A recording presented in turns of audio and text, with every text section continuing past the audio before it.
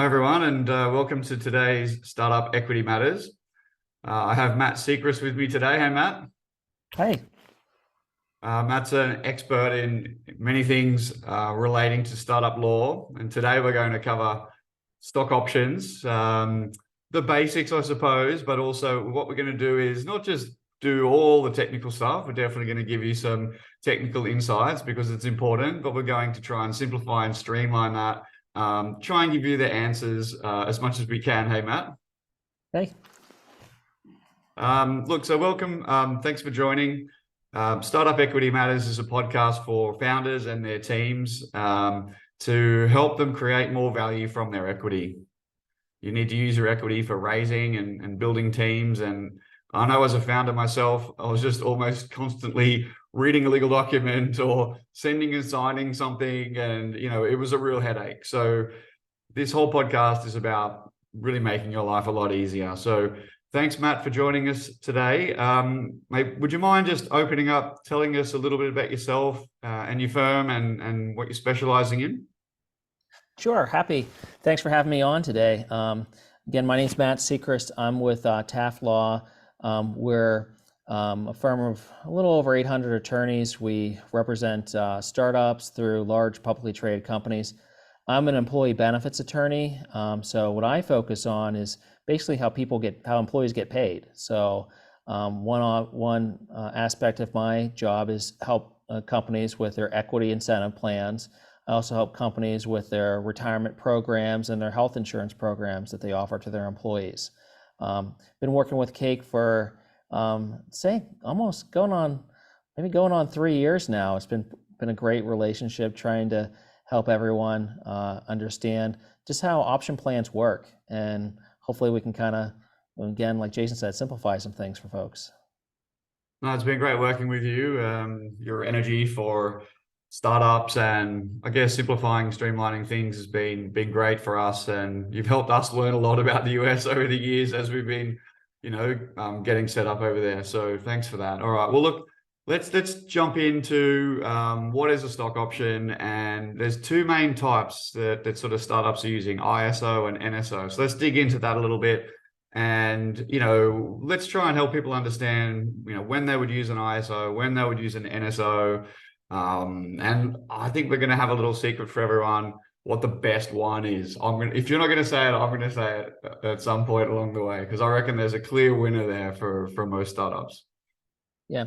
So when I get a startup client that comes to me and say, "Hey, Matt, I want to put an equity incentive plan in place," and basically we're going to go over the types of options, but generally one of my first questions is, do you want employees to own your shares? That's one of the very first questions, because the tax treatment of ISOs, the incentive stock options, the statutory, the qualified options, those require you to meet these holding period rules, which means you've got an employee that actually has to become a shareholder and own the shares. If you have an employee that's not going to, if you don't want your employee to own the shares, for example, say you have an equity plan that grants stock options, and then basically all the people who hold the awards are essentially cashed out on an exit event when the company's sold, then an ISO really you don't really get the tax benefits of an ISO, because you're actually you're not meeting the holding period. Employees aren't really holding the shares for that period. So there's really, again, two types. I first start with, do you want employees to be owners of the company? Do you want them on your cap table? Because from my perspective, Matt, I don't know any founder that's thinking, hey, I really want, the reason I'm giving, options to my team is so that they own shares. I mean, that's not really when people are thinking in startup land. It's all about high growth, exits, M&A, IPO, that kind of thing, which is all about the exit, the liquidity event. So you're much more trying to align the ownership structure of the incentive plan to this exit opportunity. Yeah. Exactly. So, and that's why most startups use non-qualified stock options, the other one. NSO, right? NSO. NSO, so much more flexible. Much more flexible. So an NSO, you can grant it to an employee.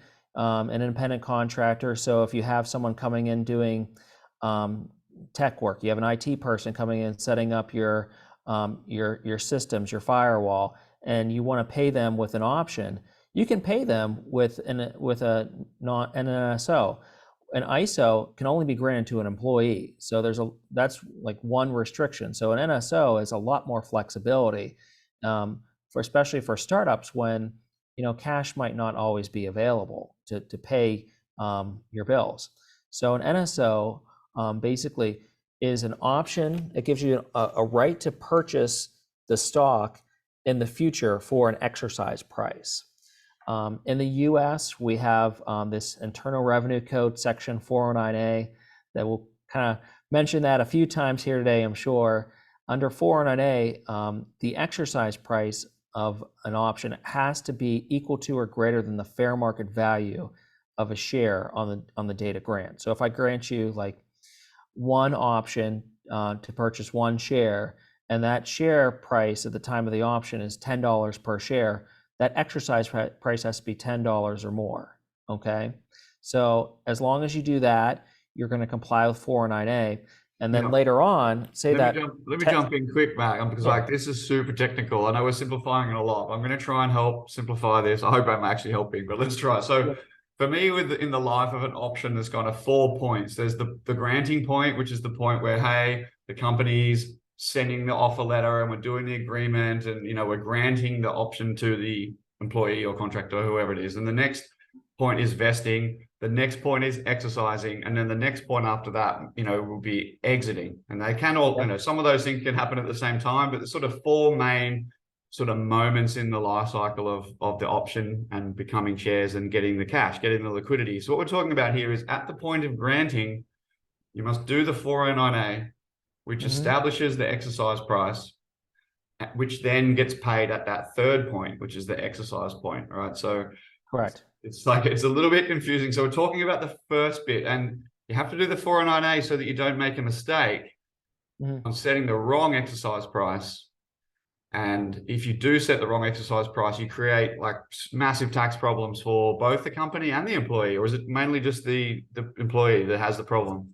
So the thing with 409A is, unlike a lot of US and other country tax code provisions, the penalty is actually on the employee, the participant, versus like most of these penalties we talk about in the tax world are all on the company, the employer. But under 409A, if you violate those rules, it's actually a 20% excise tax penalty payable by the employee. So they might have been given, for argument's sake, $20,000 worth of equity, as when they get it granted, and the company gets audited before they've been paid any money. The employee hasn't been paid any money yet. They haven't had their exit, and then they get found to be in breach of 409A, and then the employee gets a tax bill of 20% of whatever options they've been given, whatever the value is, and you do that every year. It can add up really fast because there's also interest penalties that apply too. Because a lot of times when these options are granted, people don't know, they don't think about. That's one of the biggest issues for startups is getting a good valuation.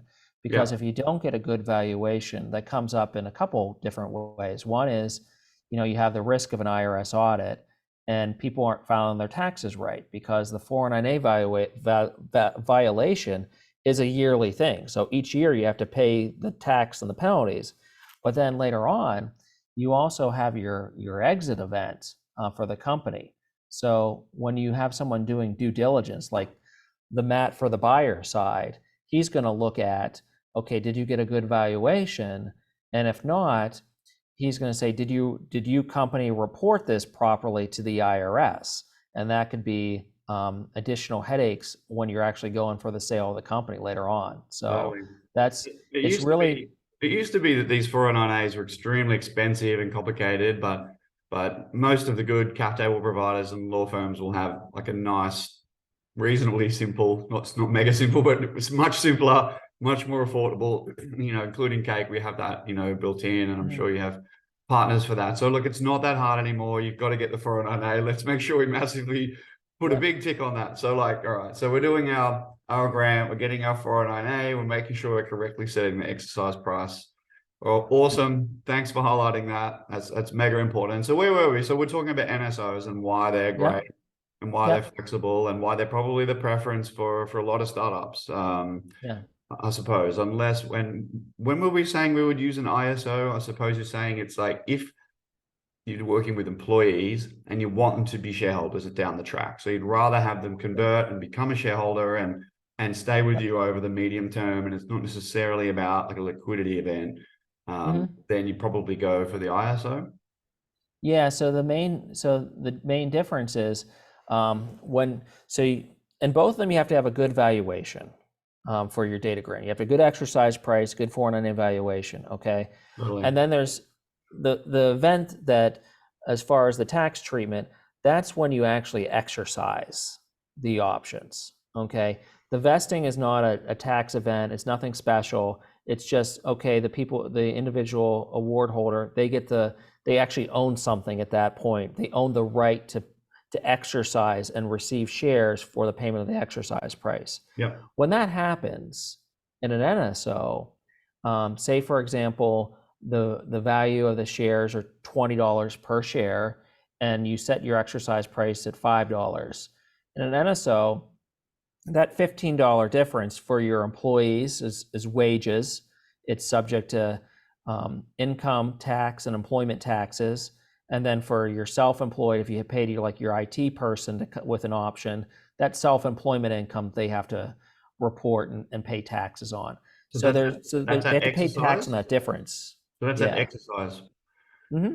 All right, so let's talk through this again. So this is great stuff. I'm going to try and simplify it or just talk it over. So for both ISO and NSO, when the company grants to the employee or contractor, there's no tax payable under both, as long as you get the right 409A and you do the valuation correctly with the exercise price. Similarly with vesting, which is the next step, there's no tax payable under both if there hasn't been an audit and you haven't had an issue with your valuation. But with an NSO at exercise, there is a taxable event, which is the difference between the fair market value and the exercise price. Okay, well, this is super interesting, and I think everybody should know this. So I'm a huge advocate for having the longest possible exercise period when you grant an option. Mm-hmm. But there are some rules around this, but it's different for ISO and NSO, I think, as well. So it's probably worth us talking about this. So from my understanding, and I've been doing this for years now, but every country's a bit different. But there's only really two reasons, in my opinion, or there's potentially three, but two main ones why an employer or contractor would want to exercise their options. The first one is that they want to participate in an exit event, and you can only really participate in an exit event if you've converted from an option to a stock or a share, and then you get your liquidity as part of that transaction.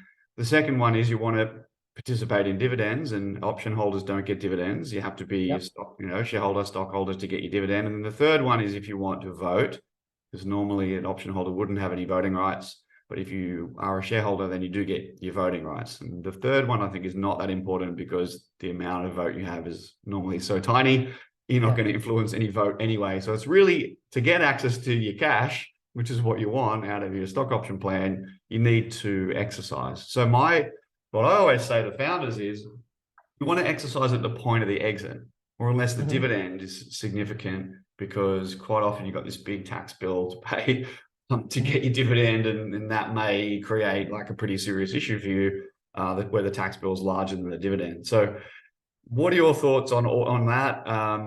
Trying to align exercise to exit and the tax payments around ISO and NSO at that exercise point. Yeah, most startups design their equity plan so that it's only exercisable on a change control sale of the company, and that kind of makes sense for the employee too, because you think about it. Okay, if I'm an employee of a startup and I exercise this option, okay, now I'm a shareholder. I own shares, but it's an illiquid asset. Like I can't go and sell these shares on the open market. It's not publicly traded stock. And the stock that I receive is subject to transfer restrictions. So I can't just go to my neighbors, knock on the door and say, hey, I've got these shares of this X company. Will you pay me $20 for it? You can't do that because these are non-publicly traded shares, and you're going to be subject to a share transfer restriction agreement when you exercise. So, you have this piece of paper that is worth something, but you can never really recognize it until a good transfer event happens. And in the startup world, the real transfer event is the sale of the company. So that's why that's one of probably the primary reason I would say most startups design these plans so that the option's only exercisable on a change of control. And again, it makes sense for both parties because you got your founders that don't want to have 50 different shareholders to kind of respond to, invite to their annual meeting and everything. And then Get you them to also got sign every single document. You got to go around the yeah, whole world. yeah. And then you got to worry about, okay, do I have to give financial disclosures to this shareholder that owns like one share out of the 1,000 shares or 10,000 shares? Yeah. It's just cleaner, honestly, to have it exercisable on a change of control. And in NSO, when you're talking about exercise periods, you got to be mindful of state law and your plan design, but generally you can have a long of an exercise period as you want, versus in ISO. And in ISO, it has a bunch of restrictions. Like, for example, you can't have longer than 10 years for an exercise period. If someone quits and they're no longer an employee, they have 90 days, 3 months to exercise, or they forfeit the options. Versus, with an NSO, you could have it that people keep their options and they just stay out there while they're not working for the company. So it's a lot more flexibility with an NSO.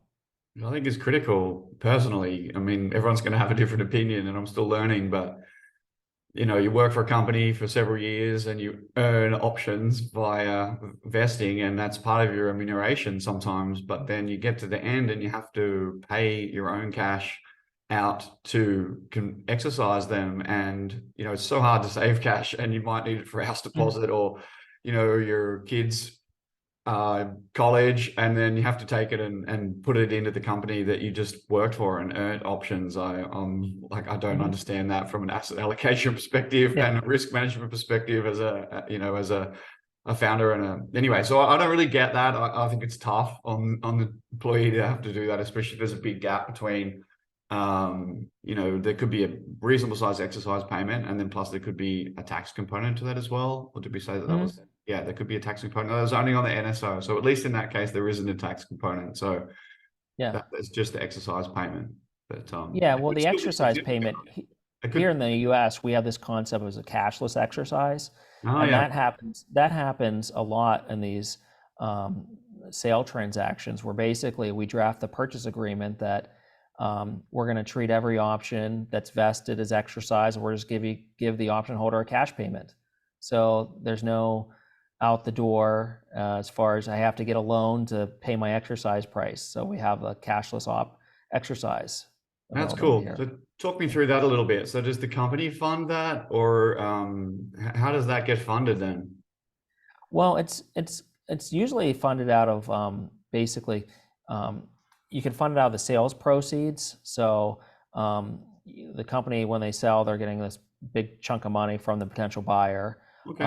It could just be put it on the balance sheet. The company just pops it on the balance sheet as like it's like an exit liability. So it's almost probably not even on the balance sheet. I don't know. We're not accountants here. I'm an accountant, but like it could be an off balance sheet liability, like exit liability, because I suppose it's not even required until exit. Interesting. Okay. Yeah, and then so that gets into accounting rules, which I'm not an accountant too. We generally we have to list vested options and stuff. Again, there's a lot of accountant, but gotcha. Okay. We could do it that way, or it could be like a pre-closing liability where the company just uses cash off its balance sheet to cash out everybody. And then what happens is with that cash payment, that cash payment per share, it's used to pay the exercise price, and it's also used to pay any tax liability too. So end of the day, the employee nets what the cash would be for the cash value of those shares minus the exercise price and minus the taxes. Okay, well, that seems really fair. You're an employee, you have an ISO, you do your time, you can exercise with a non-cash exercise, and then the company just maintains that liability, through the exit. Yeah, cool. Okay, that's awesome. And then with the NSO, similarly, you'd be looking to have as long an exercise period as possible. There's no rules around the exercise period there. I have heard some founders, wanting to have 1, 2, 3 year exercise periods. Oh, lights have gone out for Matt. You got to be a bit more dynamic, Matt. Yeah. Yeah, it has like a motion thing in this room. It does the same thing this isn't my office. It does the same thing downstairs, but we're going to be yeah. energy conscious, so I think that's a Yeah, good I gotta be more energetic in these discussions. Start jiving. We're going to have a movement element from now on. Yeah, you don't Cool. get So that now from your let's run regular. the NSO on exercise. So if people still getting it, you've got the grant, which is sort of you get there's even an earlier bit. So you sign your remuneration, and your remuneration sort of says, hey, I'm going to get some cash every month or every fortnight, and I'm going to get some equity. Then you get an employment contract, which Matt could handle, but you still need to sign like an option grant, which Cake would handle or your cap table provider would handle. So that's separate documents. So you sign 2 documents to make sure you got your remuneration, to get your cash and your equity. That's kind of the granting element. Then you've got your vesting. Vesting's the bit where you kind of earn your options, right, Matt? So that's like 12-month cliff, 4-year vesting. Everybody kind of gets that bit. I think that's pretty straightforward. You can have milestone-based vesting as well, which is kind of earning your options based on one particular outcome. So that's your vesting. That's stage 2, and then stage 3 is the exercising. We've just been talking about that, how it works for ISO, NSO, and then stage 4 is kind of like the exit, where there's the change of ownership as you sort of described it, where, is there anything we should talk to there that people should know about, any differences between ISO and NSO? We have talked a little bit about that already, but anything else? So I kind of hinted about the ISO, the incentive stock options, that you have to meet these holding period rules. So like how I said about the benefit of an ISO compared to an NSO. An NSO, the difference between your fair market value and exercise price is taxable wages. Okay, but if you have an ISO, one exercise, that difference is not taxable wages. It's not subject to income tax or employment taxes on exercise. And then if you sell it later on and you're within the holding period, any difference between the ultimate sales price minus the exercise price you paid, that's going to be long-term capital gain. So long-term capital gain, it has basically half the tax rate as an ordinary income, which you'd have in the NSO. That sounds good. But again, you got to hold these shares. So if you think about, again, you're exercising, you don't have publicly traded stock, so it doesn't always make sense. And you're probably not going to get it. Like, even though on paper that looks good, let's pay half tax, but in reality, you're not going to exercise until exit. So then you haven't held it long enough to get the discount. Okay, cool. Exactly. So you're not going to get that tax benefit, and typically in a startup. One last thing I wanted to cover before we sort of move on a little bit to some cool stuff that you've seen, and just sort of like jam on the space in general a little bit, get out of the technical elements. But you do hear about people exercising their options earlier to minimize their tax bill. And I suppose in this case, we're probably talking NSOs. In my mind, I'm thinking what people are probably doing is they're saying, hey, well, if I've got, say, a 3-year exercise period, which some plans would have, we're probably not going to have a full exit in that 3 years. So I'm going to have to exercise before the exit.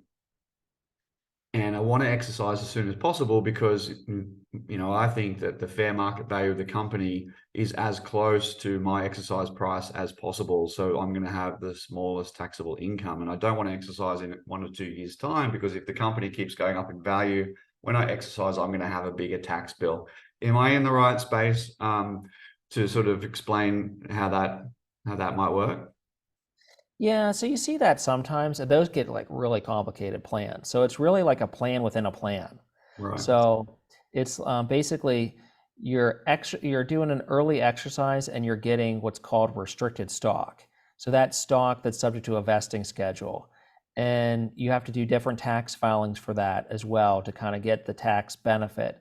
It really, I used to see that sometimes here and there, but I'm seeing less and less of that because it just, again, it's like a plan within a plan. So it's like a lot of times when you have a startup, they want to incentivize employees and folks to think this is like real value. And the more detail, the more complications you add to it, it becomes less of incentive. Even though it might be I love an that. incentive, even though it might be better off, it's just if you don't describe things in a way that people can understand, it actually can be a disincentive. Oh, I And love that. I yeah, say that all the time.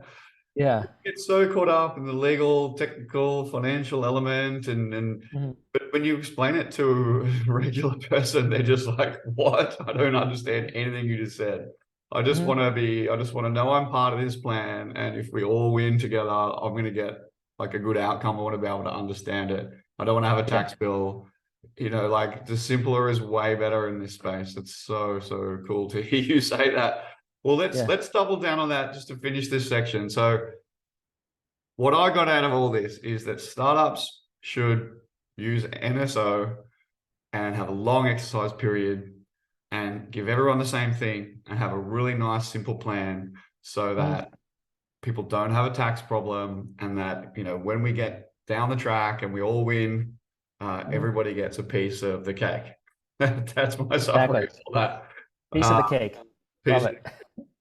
Awesome. Look, thanks. Look, everyone, I hope we did enough technical stuff there because it is a very technical space. We want you to understand enough, but also kind of understand how to just get this done well, not get too caught up in the jargon and solve this complicated problem simply and quickly for you, but also for your team. We want equity to be something that motivates your team and helps you build a great culture.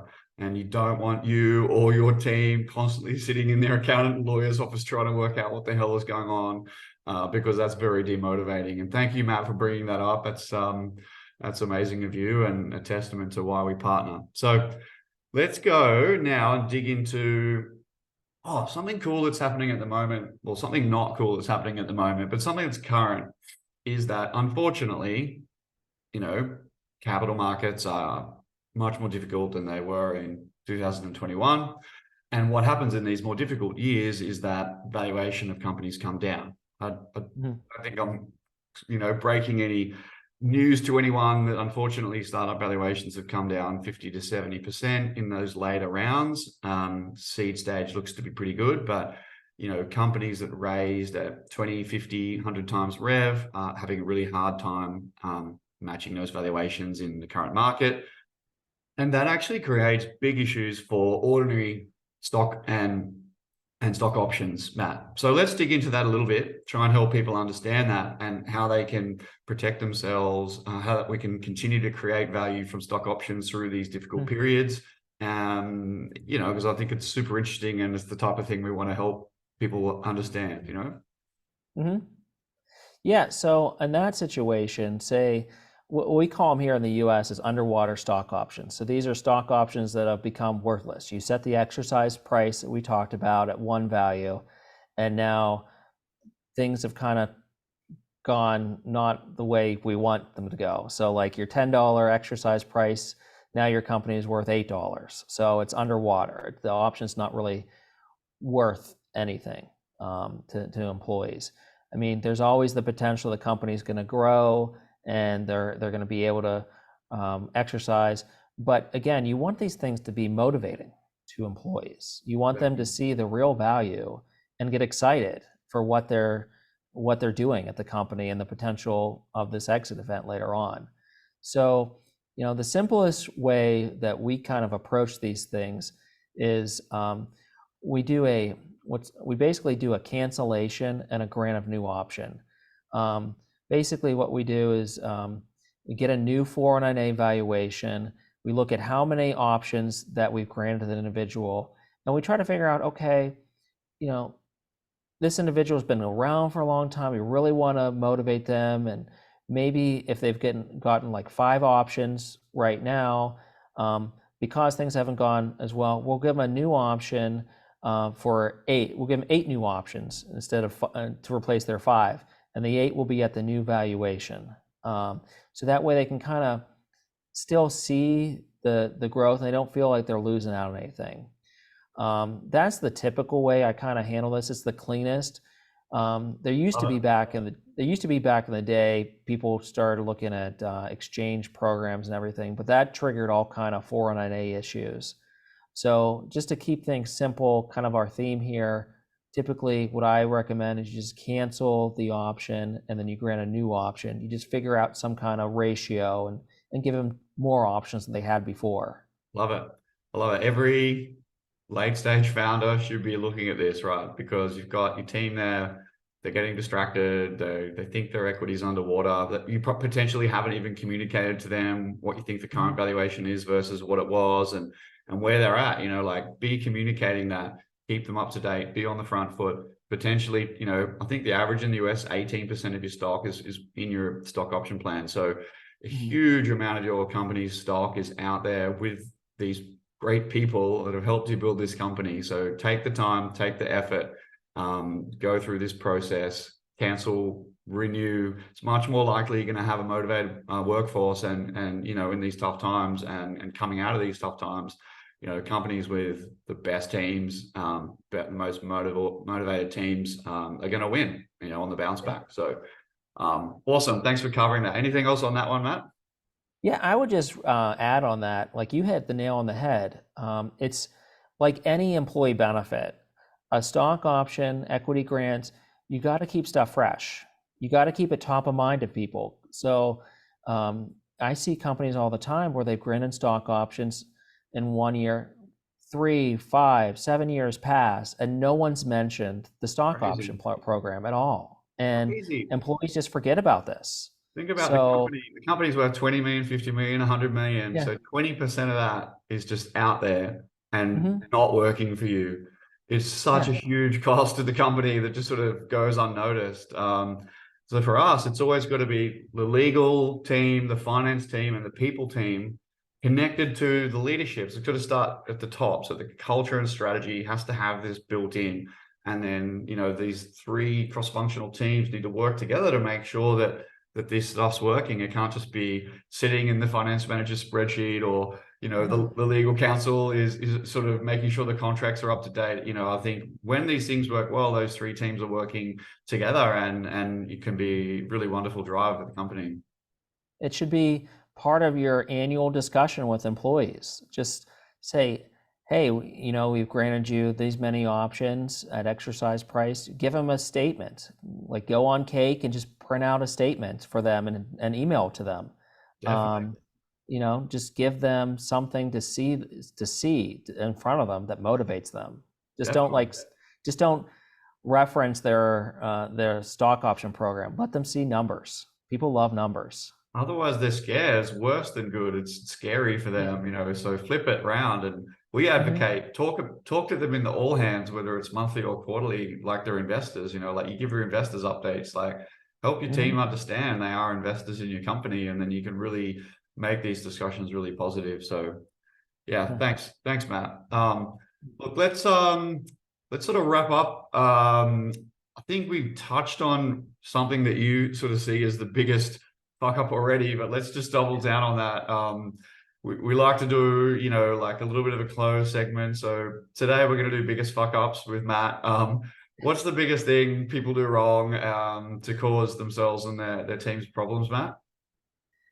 Oh, there's a lot of stuff that could happen. I think we beat the 409A issue to death. Okay, yeah, we did. But that's what you were going to say, right? That's the biggest one. Well, what's the next biggest issue? There's so many ones. So another one that that I see with startups sometimes, with your award agreement and your exercise notice, you don't you don't have the employee, the person exercising, agree to a share restriction agreement.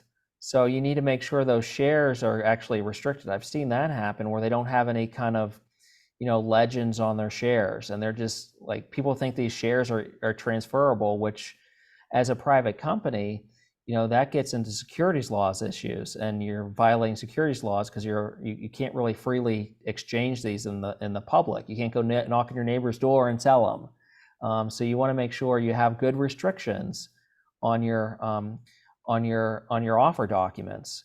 Another thing is, people forget that, going back to securities laws, there's the federal securities laws in the US, the Securities and Exchange Commission, that apply to publicly traded companies, but states have securities laws too that you have to worry about, like California. California is one of those states, or California is a big state as far as employee protection, individual citizen protection. So Yeah. So you even need to make sure you comply with those state laws. you're, say, probably Delaware, or you might be Delaware, so you think, hey, I'm abiding by the Delaware laws where my company is Yeah. domiciled. But if you're issuing stock options in, say, the state of California, there could be some additional obligations. Yeah, really interesting insight. Yeah, so like in California, there's you have to have provisions as far as exercisability of your options. There's state laws for that. There's state laws as far as access to records and stuff. So you have to make sure you actually comply with these state laws. So those are Awesome. on top of the 400A. I thought maybe I'd just add something else because I could say 400A all day long.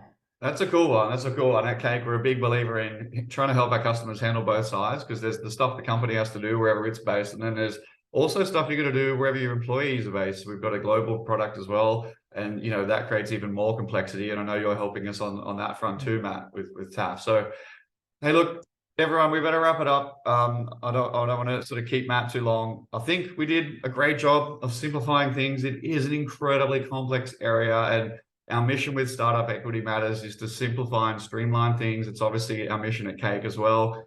We love working with Matt because he really is helping us go on this journey of seeing through all the complexity and trying to say, hey, look, what's the best fit? How do we help people stay out of the weeds on this stuff and actually just build our companies and have great relationships with our team? So I think we did that today. We definitely tried. Thanks for joining us, everyone. Thanks for joining us, Matt. You're a founder of knowledge. I'm very grateful. So yeah, that's it from me for today. Thanks, everyone. Thanks, Matt. Ciao.